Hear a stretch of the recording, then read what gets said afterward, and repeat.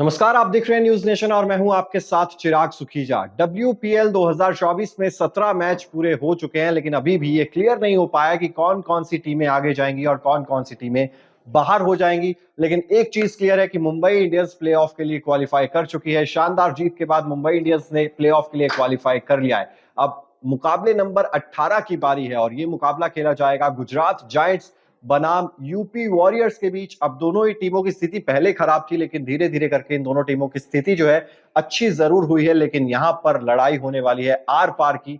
ये मुकाबला खेला जाएगा 11 मार्च यानी कि सोमवार को शाम 7:30 बजे मुकाबला शुरू हो जाएगा। 7 बजे टॉस हो जाएगा और यह मुकाबला खेला जाएगा दिल्ली के अरुण जेटली स्टेडियम में। इस वीडियो में बात करेंगे अरुण जेटली स्टेडियम की पिच का मिजाज कैसा है, क्या बल्लेबाजों के फेवरेबल में रहेगी, गेंदबाजों में स्पिनर्स या पेसर्स कब हावी हो सकते हैं, टॉस जीतकर क्या फैसला लिया जा सकता है, जानेंगे पिच रिपोर्ट में।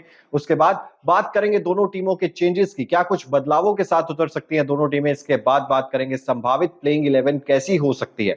उसके बाद नजर डालेंगे दिल्ली के मौसम पर कि आखिर मौसम का मिजाज कैसा है, कहीं बारिश मैच में खलल तो नहीं डाल देगी, वेदर रिपोर्ट में जानेंगे। उसके बाद बात करेंगे हेड टू हेड रिकॉर्ड्स की कि जब जब गुजरात और यूपी की टीमें WPL इतिहास में आमने सामने हुई हैं, तब तब किसका पलड़ा ज्यादा भारी रहा है। इसके अलावा इसी सीजन यानी कि WPL 2024 में दोनों टीमों के बीच खेला गया था मुकाबला, वो था मैच नंबर 8।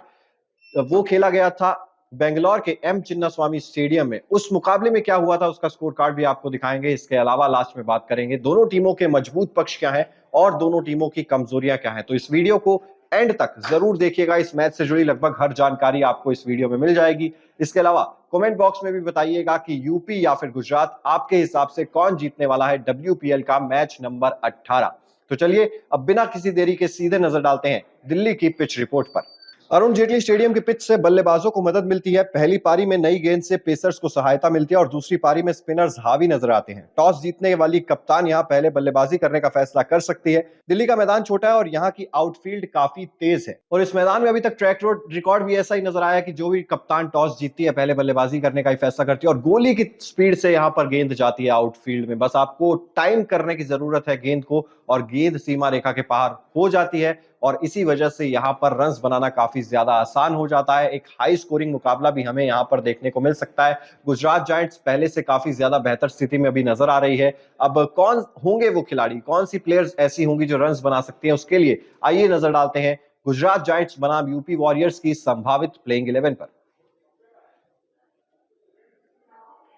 सबसे पहले गुजरात की बात करें तो लॉरा वॉल्टवार्ट ओपनिंग करती हुई नजर आ सकती हैं बेथ मूनी के साथ। बेथ मूनी इस टीम की कप्तान है। इसके अलावा फीबी लिचफील्ड है, एशले गार्डनर है, दयालन हेमलता है, भारती फुलमाली आपको खेलते हुए नजर आ सकते हैं, कैथरीन ब्राइस है, स्नेह राणा, तनुजा कंवर, मेघना सिंह और शबनम MD शकील आपको खेलती हुई नजर आ सकती हैं। बात अगर करें यूपी की संभावित प्लेइंग 11 की तो उसमें अलीसा हीली कप्तान है।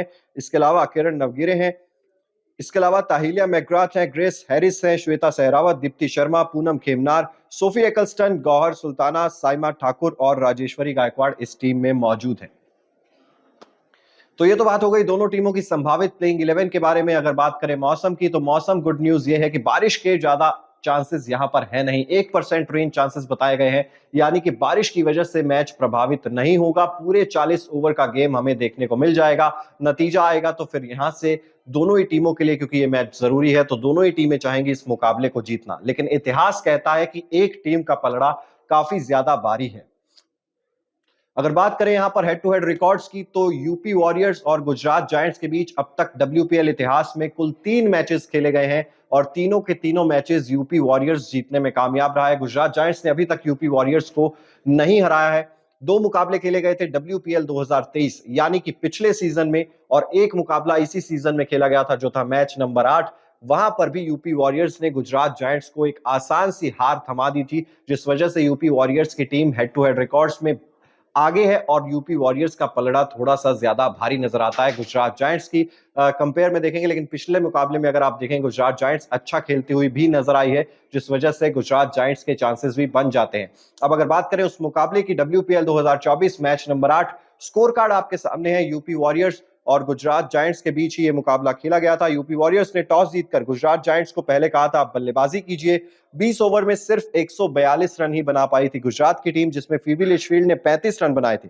एशले गार्डनर ने 30 रनों की पारी खेली थी, लॉरा ने 28 रन बनाए थे, इसके अलावा हरलीन देओल ने 18 रन की पारी खेली थी। अगर बात यहां पर करें यूपी की गेंदबाजी की तो उसमें सोफी एक्लस्टन ने 3 विकेट लिए थे 20 रन देकर, और राजेश्वरी गायकवाड़ को भी 33 रन देकर 1 विकेट मिला था। जवाब में यूपी वॉरियर्स की तरफ से ग्रेस हैरिस ने शानदार बल्लेबाजी की थी, सिर्फ 33 गेंदों में नाबाद 60 रनों की पारी खेली थी। इसके अलावा एलिसा हीली ने 33 रन बनाए थे, चमीरा अत्था पत्तू ने बनाए थे 17 रन और दीप्ति शर्मा ने भी 17 नाबाद रन बनाए थे। तनुजा कंवर को 2 विकेट मिले थे, इसके अलावा कैथरीन ब्राइस और मेघना सिंह को एक एक विकेट मिला था, और 15.4 ओवर में ही यूपी वॉरियर्स ने टारगेट को चेज कर लिया था और 6 विकेट से इस मुकाबले को अपने नाम कर लिया था। तो ये था उस मुकाबले का हाल। अब यहां से दोनों ही टीमों के लिए काफी ज्यादा इंपॉर्टेंट ये मैच है, जैसा कि मैंने आपको बताया, और अब लगातार मुकाबले जो हैं दिल्ली के अरुण जेटली स्टेडियम में ही खेले जा रहे हैं। तो यहां पर दोनों ही टीमों को अंदाजा हो गया होगा कि किस तरीके की पिच है, किस तरीके की कंडीशंस रहने वाली हैं। गुजरात जायंट्स के लिए वो जीत बेहद खास थी जो उन्होंने रॉयल चैलेंजर्स बेंगलोर के खिलाफ हासिल की थी, क्योंकि उससे पहले मुकाबले जीते नहीं थे। गुजरात जायंट्स लगातार 4 मुकाबले हार के आ रही थी। उसके जैसे ही रॉयल चैलेंजर्स बेंगलोर की टीम सामने आई तो गुजरात जायंट्स को अपनी पहली जीत हासिल हुई थी। उसके बाद अगर यूपी वॉरियर्स की बात करें तो वहां पर भी कुछ अच्छे मैचेस हमें देखने को मिले हैं, लेकिन दोनों ही टीमों के लिए आगे का रास्ता जो है काफी ज्यादा मुश्किल भी हो सकता है।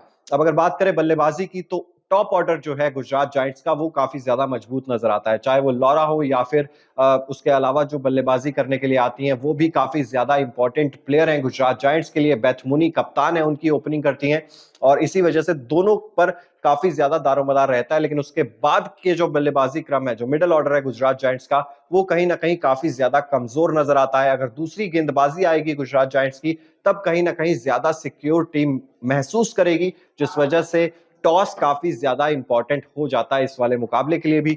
बात अगर करें यूपी वॉरियर्स की तो इस टीम में उतने ज्यादा बड़े नाम नहीं है, लेकिन फिर भी इस टीम में दमखम जरूर नजर आता है। एलिसा हीली इस टीम की कप्तान है जो ओपनिंग करते हुए काफी अच्छे रन उन्होंने बनाए हैं, काफी अच्छे रिकॉर्ड्स उनके नाम है WPL में भी, और लेकिन फॉर्म उस हिसाब का अभी तक नजर नहीं आया। तो जब हम कहते हैं कि captain leading from the front, तो वो चीज कहीं ना कहीं मिस आउट होती हुई नजर आई है यूपी वॉरियर्स के खेमे में से। बल्लेबाजी यूपी की कमजोर नजर आती है थोड़ी सी, जिस वजह से अगर उस चीज पर काम कर लेते तो गुजरात जायंट्स के खिलाफ ये मुकाबला काफी ज्यादा आसान हो जाएगा यूपी वॉरियर्स के लिए भी। तो सबसे पहले हमने बात की पिच के बारे में, उसके बाद आपको बताई संभावित प्लेइंग 11, मौसम का हाल बताया, हेड टू हेड रिकॉर्ड्स पर भी नजर डाली, पिछले मुकाबले का हाल भी बताया, और दोनों टीमों में क्या मजबूत पक्ष हैं और क्या कमजोरियां हैं ये भी हमने आपको बताया। तो ये सब कुछ जानने के बाद आपको क्या लगता है, गुजरात या फिर यूपी, कौन सी टीम जीतने वाली है WPL 2024 का मैच नंबर 18? कमेंट बॉक्स में जरूर बताइए। इसके अलावा अगर अभी तक आपने सब्सक्राइब नहीं किया है न्यूज नेशन को तो जल्द से जल्द सब्सक्राइब भी कर दीजिए, साथ ही बेल आइकन जरूर प्रेस कर दीजिए ताकि देश और दुनिया से जुड़ी हर खबर सबसे पहले आप तक पहुंचे। देखते रहिए न्यूज नेशन।